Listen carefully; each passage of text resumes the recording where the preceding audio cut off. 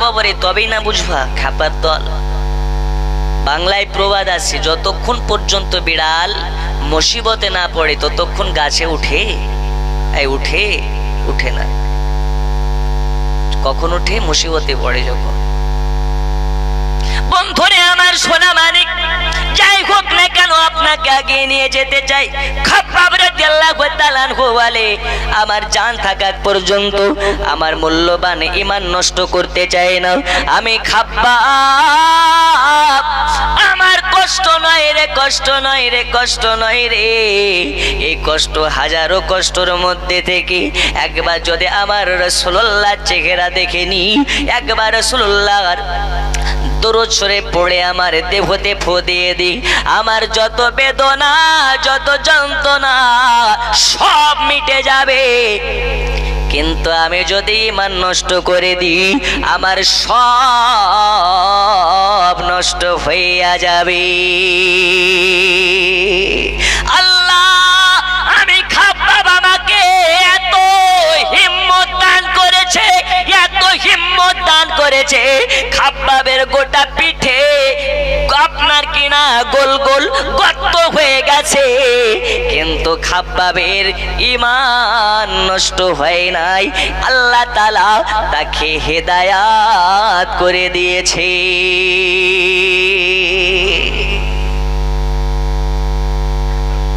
আমাদেরকে ওই নবীর মুহাব্বতে, রাসূলুল্লাহর মুহাব্বত আমাদের সকলের সিনায় সিনায়, অন্তরে অন্তরে দিন। জোরে বলো না আমি। এই নবী কোন নবী? এই নবীকে নিয়ে যত রাজ্যের বর্তমান সময় আপনার কিনা ঝামেলা, কোরআন নিয়ে ঝামেলা নেই, নামাজ নিয়ে ঝামেলা নেই, এইরকম ভাবে রাসূলুল্লাহকে নিয়ে অনেক রকমের মন্তব্য অনেকজনের।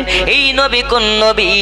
আল্লাহর হাবিব সাল্লাল্লাহু আলাইহি ওয়াসাল্লামের যেদিন ইন্তেকাল হয়, দয়াল নবীর ওয়াফাত হয়ে যায়, আল্লাহ তাআলা আপনার আমার চর্ম চোখ থেকে আল্লাহর হাবিবের যখন জানটাকে কবজ করাবেন, আল্লাহ তাআলা জিবরিল আমিনকে বলে, জিবরিল রে,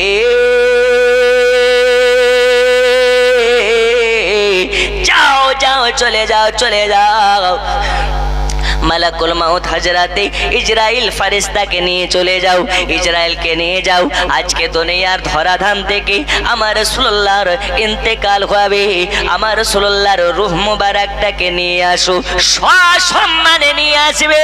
আর শুনে নাও, আমার রাসূলুল্লাহর কাছে যাবে, আমার রাসূলুল্লাহ যদি চায় তবে জানটা কবজ করবে, আর যদি আমার রাসূলুল্লাহ না চায় তাহলে করার প্রয়োজন নাই। জোরে বলো। যারা বলে নবী আমাদের মতো, তাদের জন্য বলি, আপনার জান যখন কবজ করতে আসবে ইসরাইল মালাকুল মাউত, আসার পরে কি আপনাকে বলবে যে তোর জান কবজ বৈকাল 4 ঘটিকাতে হবে?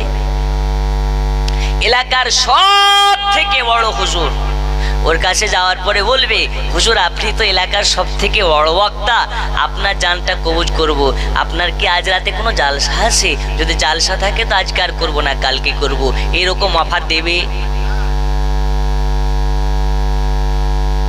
আব্বাজি আমার সোনা মানিকেরা, ও গোপর দাঁড়ালের মা খারারাও, গভীর মনোযোগ দিন।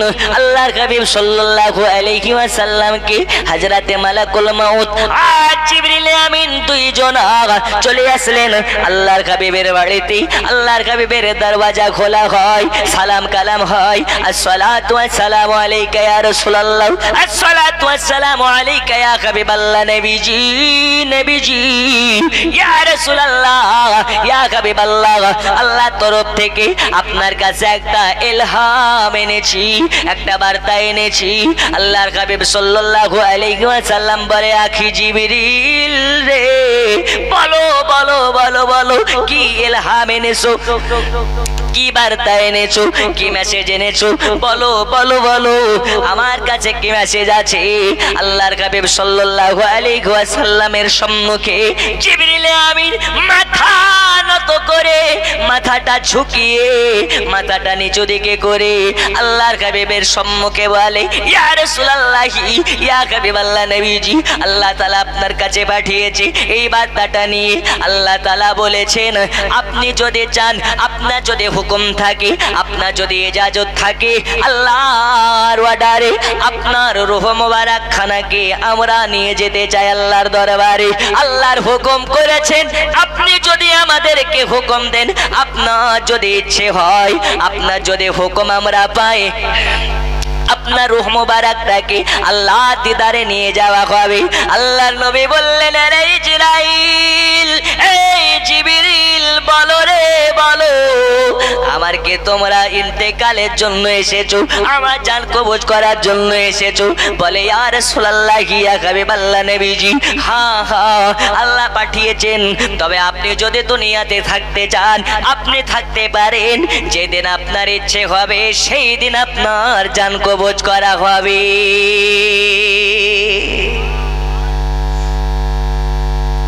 নবী আমার বলে, তাই নাকি? তো হ্যাঁ। আল্লাহর হাবিব সাল্লাল্লাহু আলাইহি ওয়াসাল্লাম বলেছেন, আচ্ছা ঠিক আছে, তবে বলো বলো আল্লাহ আর কি বলেছে? আল্লাহ বলেছেন, তোমরা নবীর কাছে যাবে আর কি এটা জানাবে, আশিকের দিদারের জন্যে মাশউক আগ্রহী, আশিকের দিদারের জন্য মাশউক অনেক আগ্রহী। এই কথা শোনার পরে তো জাহানের নবী বলে, আর নয় রে, আর নয় রে, তাড়াতাড়ি করে ইজরাইল আমার জানটাকে কবজ করে নাও, আমার রূহটাকে নিয়ে নাও। তার আগে বলো বলো, আমার জান যখন তুমি কবজ করবে, আমার জানটাকে যখন তুমি নিয়ে যাবে, আমি নবী কি কষ্ট পাবো নাকি? আমি নবী ব্যথা পাবো নাকি? ইজরাইল বলে দিলেন, ইয়া রাসূলুল্লাহ, আগে আমাকে সতর্ক করে দেওয়া হয়েছে, আরে মালাকুল মাউত ইজরাইল আমার হাবিবুল্লাহ রূহ মুবারককে এমন সম্মানের সহিত, এত যত্নে, এত সতর্ক হয়ে রূহটাকে নিয়ে আসবে, যাতে আমার নবী ব্যথা না পায়, আমার নবী কষ্ট না পায়, আমার নবী যেন কোনো রকম ভাবে আঘাতপ্রাপ্ত না হয়। নইলে রে ইজরাইল, তোমাকে ধ্বংস করে ফেলা হবে, তোমাকে একদম শেষ করে ফেলা হবে, তোমাকে বরবাদ করে ফেলা হবে। আমার নবী যদি হয়ে বেজা,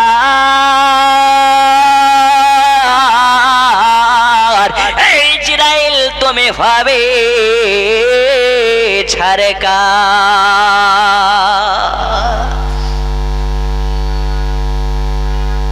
তাহলে বোঝা গেল দয়াল নবীর শান, দয়াল নবীর মান আল্লাহ তাআলা কত দিয়েছে। ইজরাইলকে আগে বলা হয়, ও ইজরাইল, আল্লাহ দরবার থেকে তুমি যাচ্ছ, দয়াল নবী যাতে কোনো রকম ভাবে, আল্লাহর নবী যাতে কোনো রকম ভাবে কষ্ট না পায়, ব্যথা না পায়, কোনো রকমের যন্ত্রণা না পায়।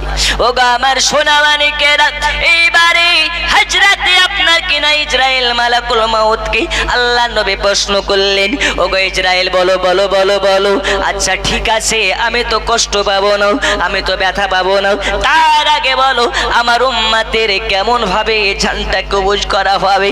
আমার উম্মতকে খুবই কষ্ট পাবে নাকি? আমার উম্মত যারা হবে এরা খুবই যন্ত্রণার শিকার হবে নাকি? আমার উম্মতেরা খুবই কষ্ট পাবে নাকি?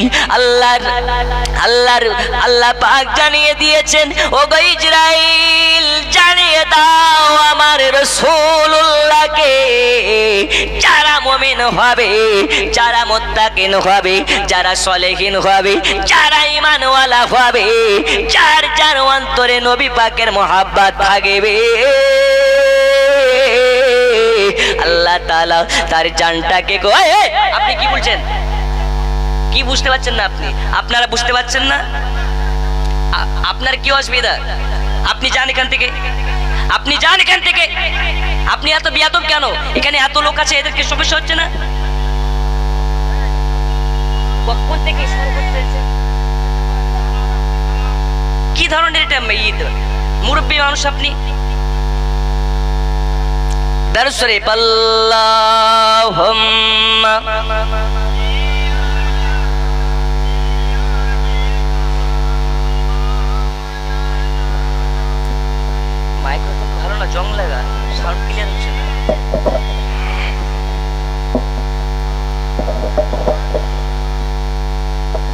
দুআলা আলে মাওলানা মুহাম্মদ গোচাত তুমি বলে দাও আমার